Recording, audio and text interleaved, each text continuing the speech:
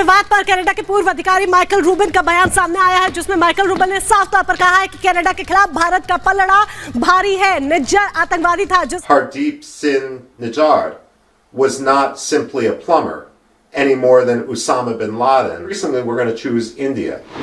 Prime Minister Trudeau, I think, has made a huge mistake.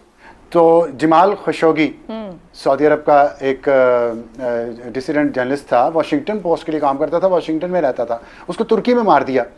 क्या कर लिया Saudi अरब का? किसी ने भी कुछ नहीं किया। तो देखिए, दुनिया अपने मफादात को मुआशियात की नज़र से देखती है। हमें हर वक्त हम कुछ नहीं कर पाएंगे इसमें। ये ट्रूडो में अगर वाकई में दम है तो इंडियंस को निकाल के दिखाना अपने मुल्क से। मैं चाहता हूँ करे, वो कभी भी नहीं करेगा, क्योंकि वो करेगा ना तो उसको सालाना $4.5 बिलियन का लॉस है सिर्फ इंडियन स्टूडेंट से। तो हजम नहीं हो रहा ना कि इंडिया ऊपर जा रहा है, ठीक है, उनसे तो हजम नहीं हो रहा। जाहिर सी बात है, कोई ना कोई वो इशू उठाएंगे, कोई ना कोई, मगर अब इंडिया को फर्क पड़ने वाला कुछ भी नहीं है। ये छोटे मोटे पटाखों से इंडिया का कुछ भी नहीं होता। कनाडा के प्राइम मिनिस्टर कह रहे हैं कि भाई इंडिया हमारे से रिलेशन ना खत्म करो, हमारे साथ ट्रेड को कंटिन्यू रखो, क्योंकि दुनिया, अगर आप हमारे साथ रिलेशन खराब करेंगे तो दुनिया भी हमारे साथ रिलेशन नहीं रखेगी। इंडिया अपनी बहुत ही स्ट्रांग पोजीशन पे है और कनाडा इंडिया का कुछ नहीं बिगाड़ सकता। कनाडा के अगर इकोनॉमिक इंडिकेटर्स देखें तो वो इतने बदतर हैं कि मतलब पाकिस्तान से थोड़े से बेहतर हैं। मैं ऐसे आपको समझा देता हूँ। हमें भी, हमारे मुल्क भी चाहते हैं ना, हमारे मुल्क के लोग भी चाहते हैं कि हम लोग भी चले जाएं। यहाँ पे रुकना कोई भी नहीं चाहता, यहाँ पे सिर्फ वो रुके हैं जो बाहर जा नहीं सकते। अब रिलेशन बेहतर होने चाहिए इंडिया के साथ। हमारे तो कभी बेहतर हो ही नहीं सकते, जब से 70 साल हो गए हैं, कभी बेहतर नहीं हो सकते। जय हिंद दोस्तों, अमेरिका जो है भारत के साथ खुलकर आ चुका है कनाडा और भारत के विवाद के बीच में। अमेरिका से एक बहुत ही बड़ा स्टेटमेंट आ रहा है एक मंत्री से कि भारत के ऊपर जो लगाए गए आरोप है वो बेबुनियाद आरोप हैं। अभी तक कनाडा ने इसका पुष्टि नहीं कर पाया है और ना ही इसका कोई सबूत दिखा पाया है। इसके हिसाब से लग रहा है कि जो है कनाडा जो है भारत के ऊपर जो आरोप लगाया है वो बेबुनियादी है और झूठा है। अगर टेररिस्ट को, अगर आतंकवादी को कहीं भी अगर किसी तरह से जो गुनाह करता है तो हर देश के लिए जो गुनाहगार होता है, हर देश उसको सज़ा देने के लिए हक़ रखता है आतंकवादी को। तो इसमें कौन सी बड़ी बात नहीं है, लेकिन जिस तरीके से भारत पे आरोप लगाए जा रहे थे उस हिसाब से भारत पर अभी किसी प्रकार की पुष्टि नहीं आई है। अमेरिका जो है भारत के पक्ष में बिल्कुल खुलकर बात रखा है और बोल रहा है कि कनाडा को ऐसा नहीं करना चाहिए था। जब तुम्हारे पास किसी प्रकार का जो है सबूत नहीं है तो दूसरे पे किसी प्रकार का ब्लेम करना ये बहुत ही गलत है। अमेरिका के मंत्री का जो है कहना है। आपने बहुत अच्छी तरह समझाया कि किस तरह भारत इसराइल की पॉलिसियाँ इसराइल को कॉपी कर रहा है, 10 साल से कर रहा है, लेकिन कभी किसी ने आवाज़ नहीं उठाई। आज ये मामला क्यों अहम हुआ? 2 बातें हैं। एक तो आप ये देखिए कि हरदीप सिंह कनाडा का शहरी था, सिर्फ कनाडा का शहरी था। भारत दोहरी शहरियत की इजाज़त नहीं देता। कल महिंद्रा ने अनाउंस कर दिया, कल आनंद महिंद्रा ने कर दिया कि हमारी जितनी भी इन्वेस्टमेंट है कनाडा में, हम सारी इन्वेस्टमेंट्स को ख़त्म करके वहाँ से अपनी इन्वेस्टमेंट ख़त्म कर रहे हैं। अभी तो ये शुरुआत है।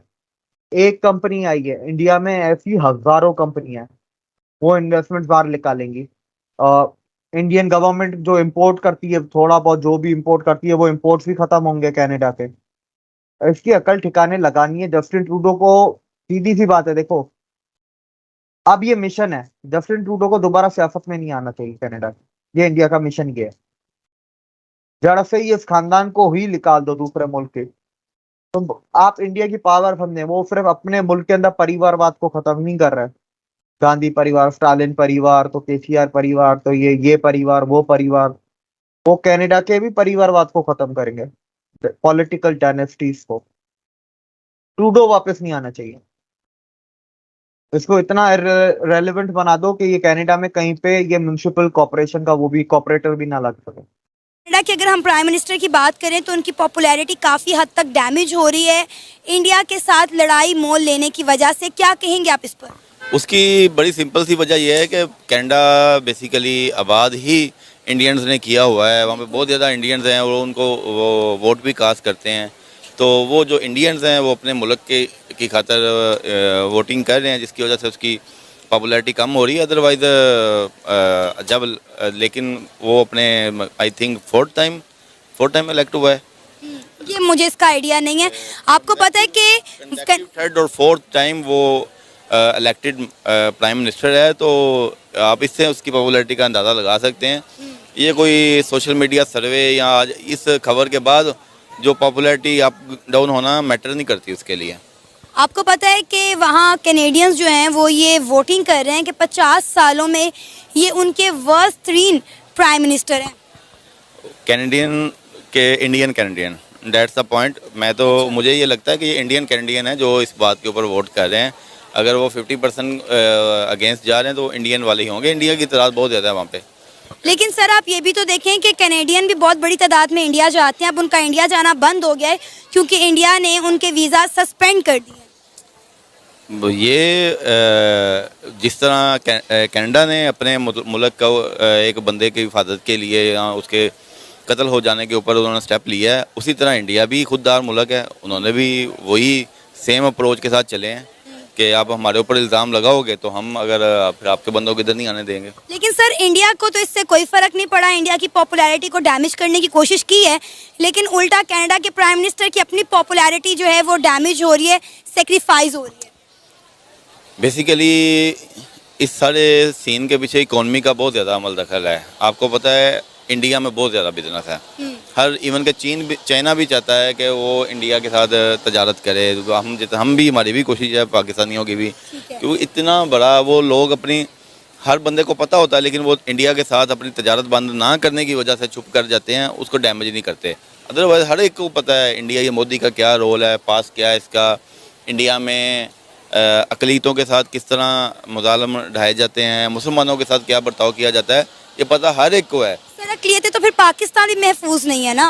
नहीं, ऐसा कुछ नहीं है। ऐसा है, आप लोग मानते नहीं है, वो एक अलग बात है। ऐसा नहीं है। इधर तो अगर एक दो अगर वाक़यात हो भी जाए अक़लियतों के हवाले से तो जमाल खशोगी सऊदी अरब का एक डिसिडेंट जर्नलिस्ट था, वाशिंगटन पोस्ट के लिए काम करता था, वाशिंगटन में रहता था, उसको तुर्की में मार दिया। क्या कर लिया है सऊदी अरब का? किसी ने भी कुछ नहीं किया। तो देखिए दुनिया अपने मफादात को मुआशियात की नज़र से देखती है। हमें हर वक्त हम कुछ नहीं कर पाएंगे इसमें, ये जो है ना कि शायद ये तासुर है कि हम शायद कुछ कर पाएंगे, हम कुछ भी नहीं कर पाएंगे और हमें करना भी नहीं चाहिए। हमें ये भी नहीं सोचना चाहिए कि दुआ करने बैठ जाएंगे या अल्लाह दुश्मन की तोपों में कीड़े पड़े। शायद ये दुआ हमें सिर्फ करनी चाहिए और ये कर भी सकते हैं, इसके अलावा हम कुछ नहीं कर सकते। और इसकी बुनियादी वजह यह है कि हम अपने दुश्मन खुद हैं, वरना आज ये मौका बुरा नहीं था जो आज इस वक्त इंडिया के ऊपर आया। लेकिन दुनिया इंडिया को एक बहुत बड़ी मार्केट के तौर पे देखती है।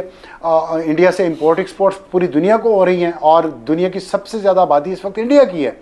तो उसको कौन खोना चाहेगा? यहाँ पे एक स्टेबल गवर्नमेंट है, जहाँ पे स्टेबल डेमोक्रेसी है, जहाँ पे इस तरह मिलिट्री कूज नहीं होते, जहाँ पे जुडिशल कूज नहीं होते और वहाँ एक सिस्टम चलता है। 10 साल मोदी रहा है ना, तो इससे स्टेबिलिटी आती है, दुनिया को मैसेज मिलता है कि भाई एक लीडर है उनका, अब अगले 5 साल भी शायद उसको मिल जाए।